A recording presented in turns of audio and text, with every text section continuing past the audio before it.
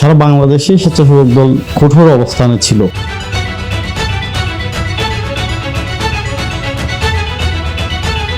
Pulse 24 এর সাথেই থাকুন, সঠিক তথ্য, নিরপেক্ষ সংবাদ।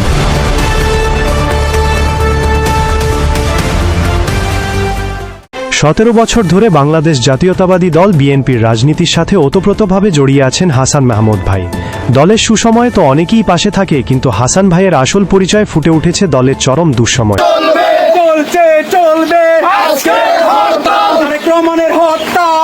নানা ঝড় তুফান, প্রতিকূলতা আর কঠিন পরিস্থিতির মাঝেও তিনি আদর্শ থেকে এক চুলো নড়েননি।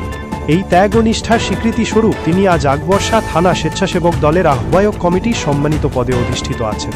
তিনি শুধু একজন নেতাই নন, পূর্ব ফিরোজ শাহর মানুষের আপদ বিপদের এক বিশ্বস্ত আশ্রয়। তার নিজের 9 নং ওয়ার্ডে সাধারণ মানুষকে নিজের পরিবারের মতো ভালোবাসেন হাসান ভাই।